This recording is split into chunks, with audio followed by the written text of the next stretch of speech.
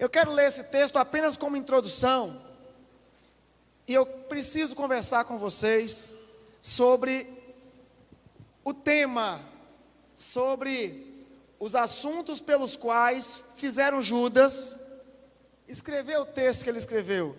E os irmãos vão ver, e aí em casa você vai ver, o quanto parece que Judas está vivendo hoje.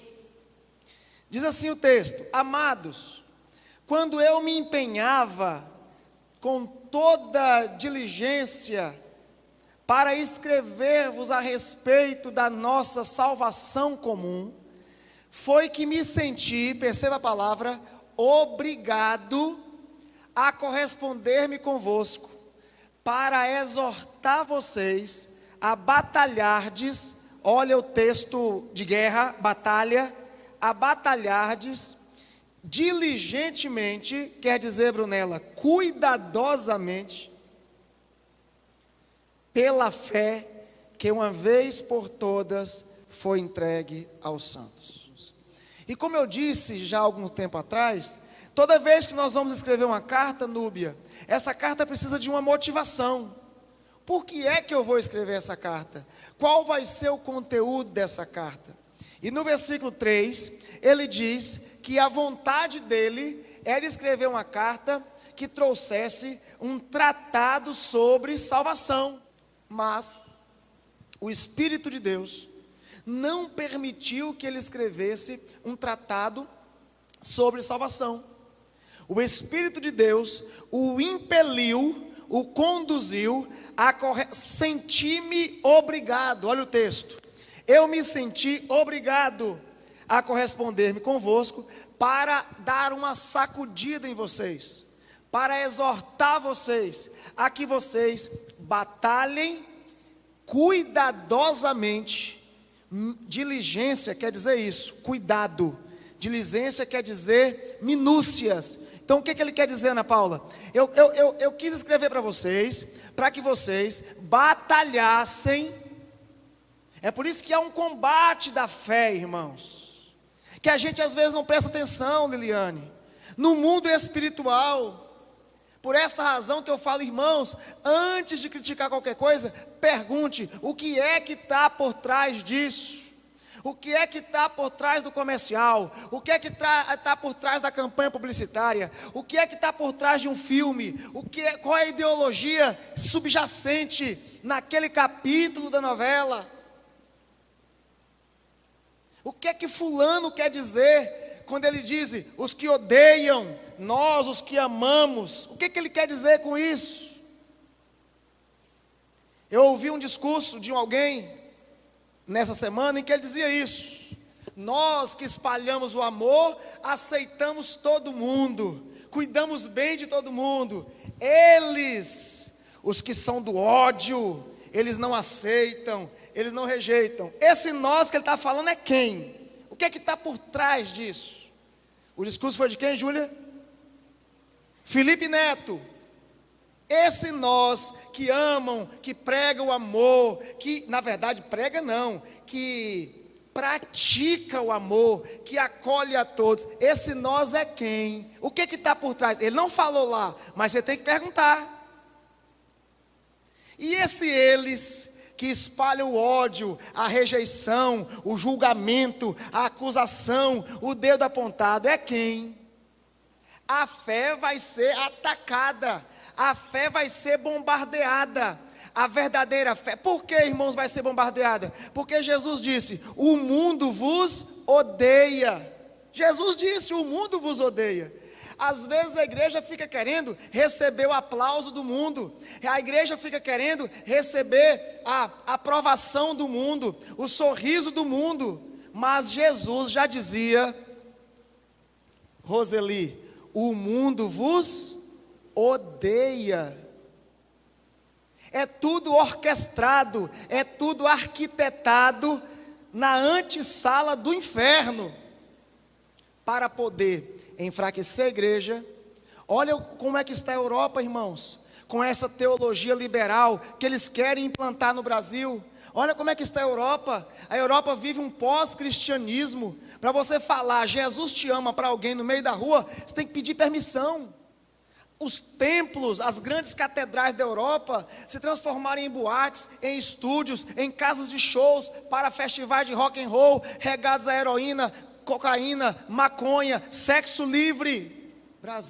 O Brasil se tornou um celeiro material, físico, e o Brasil se tornou um celeiro espiritual. As igrejas do Brasil, bom ou ruim, de um jeito ou de outro, com evento ou sem evento, com movimento ou sem movimento, estão cheias de gente, adorando a Deus, glorificando a Deus. Lembra dos nossos cultos como estava aqui antes da pandemia? 2 cultos lotados, 16, 17, 11, 7, 8, 6 pessoas se convertendo a Cristo, as células cheias, os encontros com Deus, a gente refugando inscrições.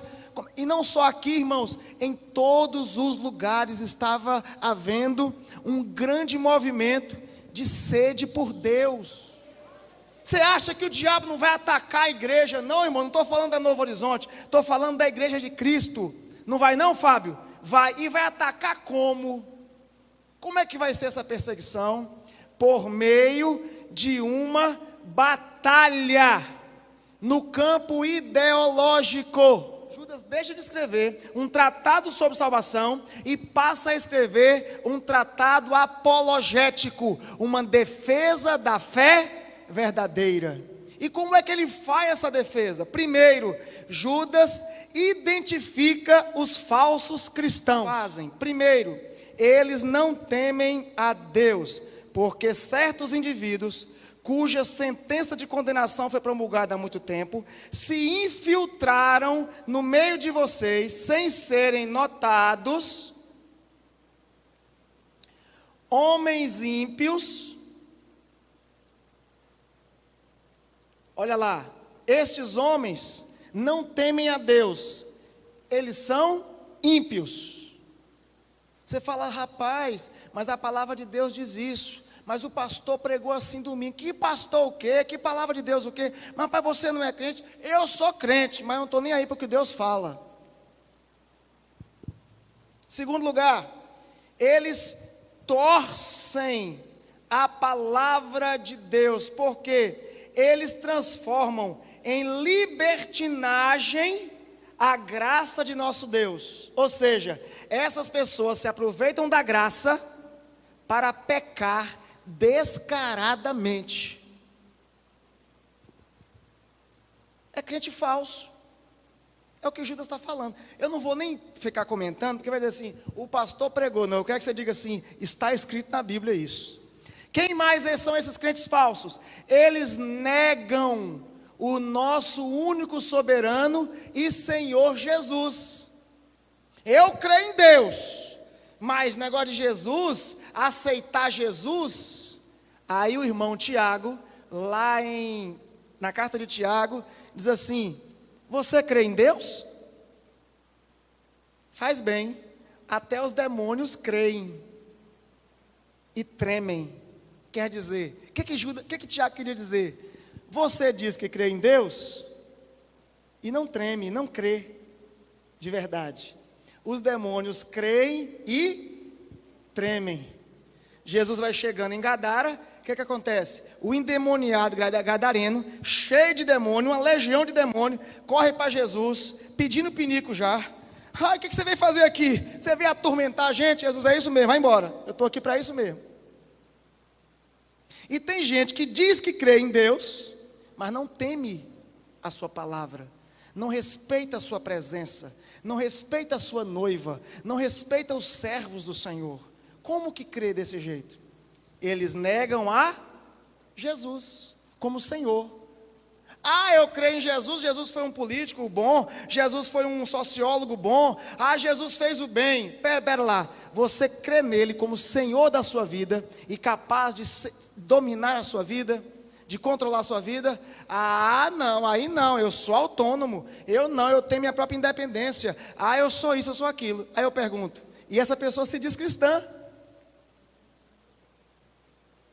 Judas está dizendo que esses são falsos, não são cristãos verdadeiros, porque negam a Jesus, como também rejeitam o governo Olha como é o falso crente.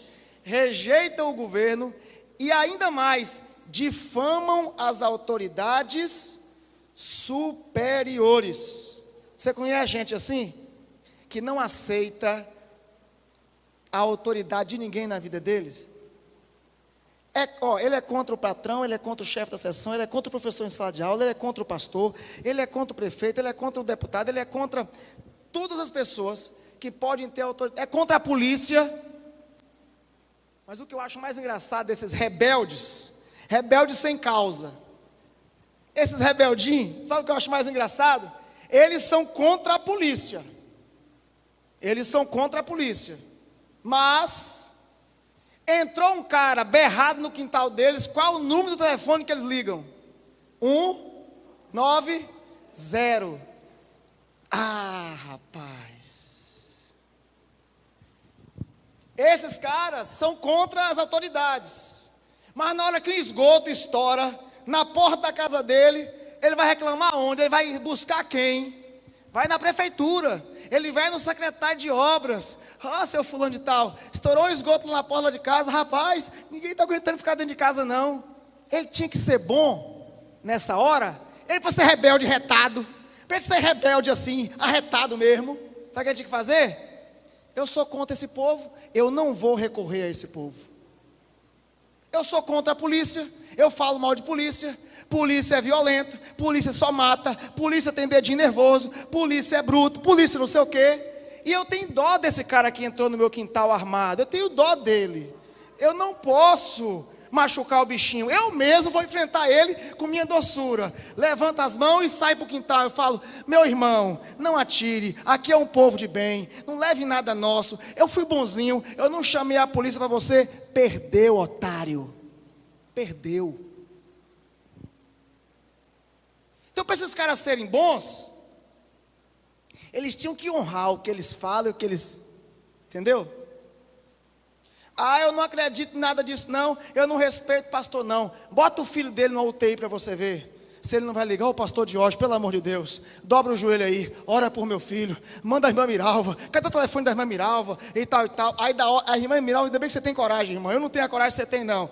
Não, minha irmã, você vai ligar para mim uma hora dessa, para se matar, negócio de faca na mão? Vai se virar, eu pergunto para minha vida não. Você não falava mal de mim na rua?